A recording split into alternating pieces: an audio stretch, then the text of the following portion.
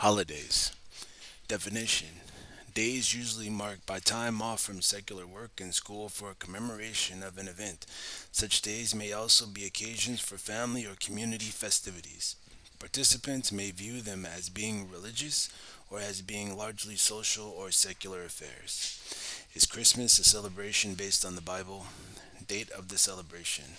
McClintock and Strong's Cyclopedia states, "The observance of Christmas is not of divine appointment, nor is it of New Testament origin. The day of Christ's birth cannot be ascertained from the New Testament or indeed from any other source." New York, 1871, Volume 2, page 276. Luke 2, 8 through 11 shows that shepherds were in the fields at night at the time of Jesus' birth. The book Daily Life in the Time of Jesus states, "The flocks passed the winter under cover, and from this alone it may be seen that the traditional date for Christmas in the winter is unlikely to be right, since the Gospel says that the shepherds were in fields." New York, 1962, Henry Daniels Ropes, page 228. The Encyclopedia Americana informs us the reason for establishing December 25th as Christmas is somewhat obscure, but it is usually held that the day was chosen to correspond to pagan festivals that took place around the time of the winter solstice, when the days began to lengthen to celebrate the rebirth of the sun. The Roman Saturnalia, a festival dedicated to Saturn, the god of agriculture, and to the renewed power of the sun, also took place at this time, and some Christian customs are brought to be rooted in this ancient pagan celebration. 1977, Volume 6, page 666. The New Catholic Encyclopedia acknowledges the date of Christ's birth is not known. The Gospels indicate neither the day nor the month, according to hypothesis suggested by H. Ussener and accepted by most scholars today. The birth of Christ was assigned the date of the winter solstice, December 25th in the Julian calendar, January 6th in the Egyptian. Because on this day, as the sun began its return to northern skies, the pagan devotees of Mithra celebrated the Dies Natalis Solis Invicti, birthday of the invincible sun, on December 25th. 274, Aurelian had proclaimed the sun god principal patron of the empire and dedicated a temple to him in the Campus Martius. Christmas originated at a time when the cold of the sun was particularly strong at Rome. 1967, Volume 3, page 656. Wise men or magi led by a star. Those magi were actually astrologers from the east. Matthew 2, 2, 1, NW translation and NE. Although astrology is popular among many people today, the practice is strongly disapproved in the Bible. Would God have led the newborn Jesus, persons whose practice he condemned? Matthew 2, 1 through 16 shows that the star led the astrologers first to King Herod and then to Jesus, and that Herod had sought to have Jesus killed. No mention is made that anyone other than the astrologers saw the star. After they left, Jehovah's angel warned Joseph to flee to Egypt to safeguard the child. Was that star a sign from God, or was it from someone who was seeking to have God's son destroyed? Note the Bible account does not say that they found the babe Jesus in a manger as customarily depicted in Christmas art. When the astrologers arrived, Jesus and his parents were living in a house. As to Jesus' age at the time, remember that based on what Herod had learned from the astrologers, he decreed that all the boys in the district of Bethlehem 2 years of age and under were to be destroyed. Matthew 2, 1, 11, and 16. Gift giving as part of the celebration. Stories about Santa Claus, Father Christmas, etc. The practice of Christmas gift giving is not based on what was done by the Magi, as shown above. They did not arrive at the time of Jesus' birth. Furthermore, they gave gifts not to one another, but to the child Jesus in accord with what was then customary when visiting notable persons. The Encyclopedia Americana states, during the Saturnalia, feasting prevailed and gifts were exchanged. 1977, volume 24, page 299.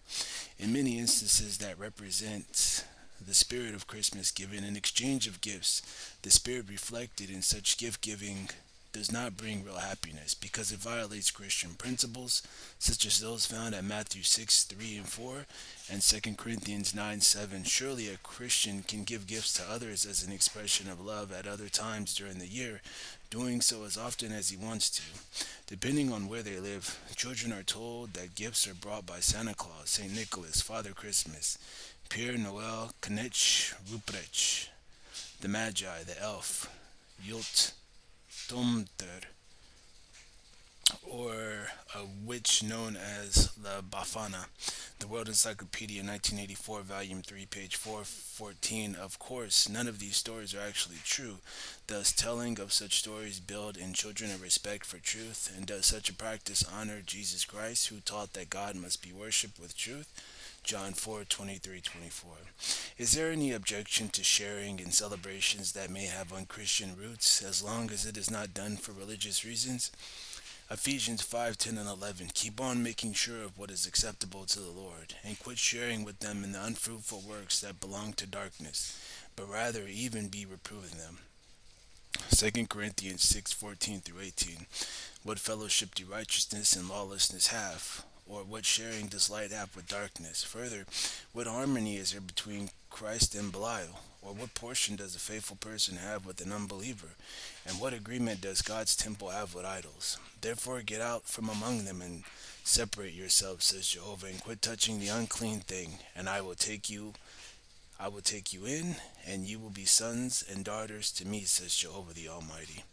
Genuine love for Jehovah and a strong desire to be pleasing Him will help a person to break free from unchristian practices that may have had emotional appeal.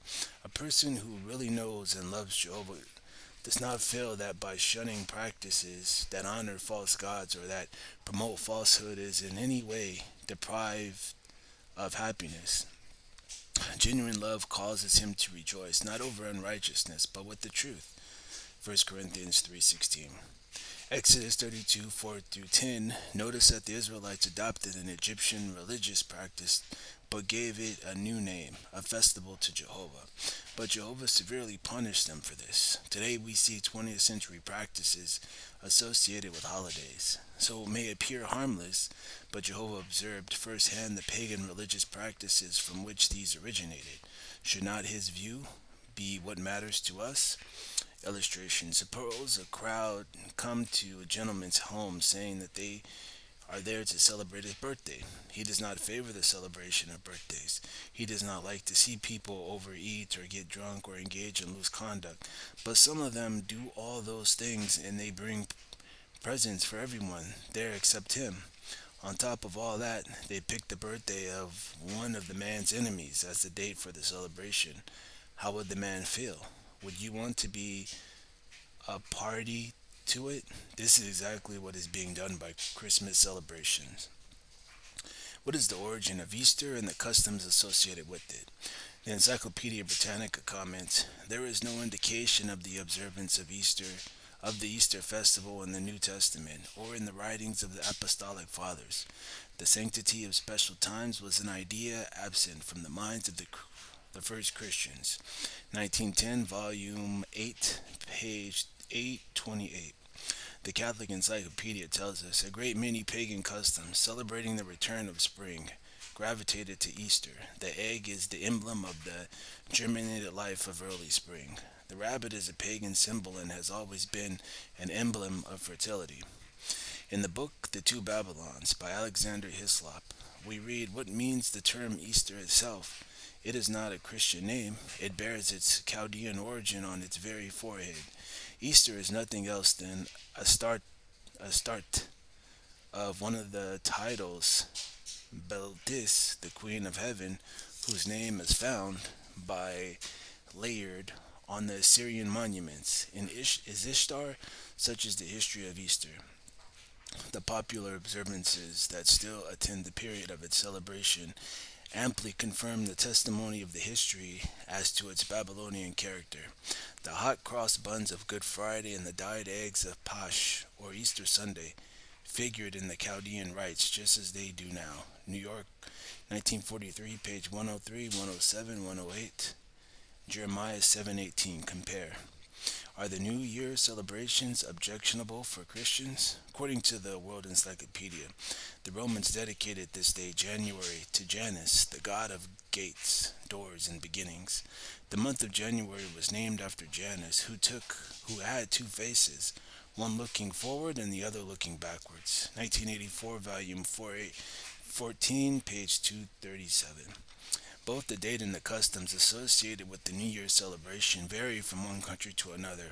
In many places, revelry and drinking are a part of the festivities. However, Romans 3:13 counsels, "As the daytime, let us walk decently, not in revelries and drunken bouts, not in illicit intercourse and loose conduct, not in strife and jealousy." See also 1 Peter 4:3 and 4, Galatians 5:19 through 21. What underlies holidays in memory of the spirits of the dead? The 1910 edition of the Encyclopedia Britannica states, All Souls Day, the day set apart in the Roman Catholic Church for the commemoration of the faithful departed. The celebration is based on the doctrine that the souls of the faithful, which at death have not been cleansed from venial sins or have not atoned for past transgressions, cannot attain the beatific vision, and that they may be helped to do so by prayer and by sacrifice of the Mass. Certain popular beliefs connected with All Souls Day are of pagan origin and immemorial antiquity. Thus, the dead are believed to be the peasantry of many Catholic countries to return to their former homes on All Souls Night and partake of the food of the living. Volume 1, page 709.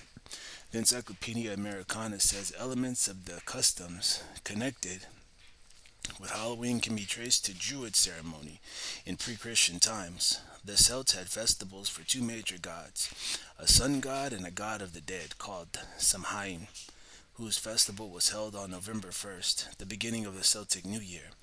The Festival of the Dead was gradually incorporated into Christian ritual. 1977, volume 13, page 725. The Book of the Worship of the Dead points to this origin. Mythologies of all ancient nations are interwoven with the events of the deluge.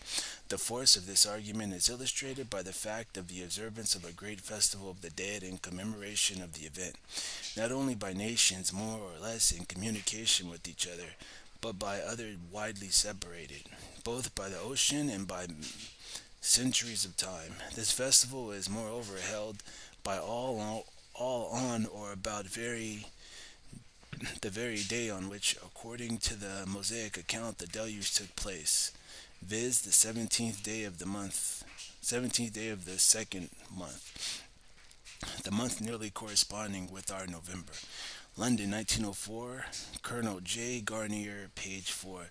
Thus, these celebrations actually began with an honoring of people whom God had destroyed because of their badness in Noah's day. Genesis 6, 5 through 7, chapter 7, 11. Such holidays honoring spirits of the dead as if they were alive in another realm are contrary to the Bible's description of death as a state of complete unconsciousness. Ecclesiastes 9, 5 and 10, Psalm 146, 4. Regarding the origin of belief in immortality of the human soul, see pages 101, 102 under the main heading Death, and pages 379, 380 under Soul. What is the origin of Valentine's Day? The World Book Encyclopedia informs us Valentine's Day comes on the feast day of two different Christian martyrs named Valentine, but the custom connected with the day probably comes from an ancient Roman festival called Lupercalia, which took place every February 15th. The festival honored Juno, the Roman goddess of women and marriage, and Pan, the god of nature. 1973, volume 20, page 204.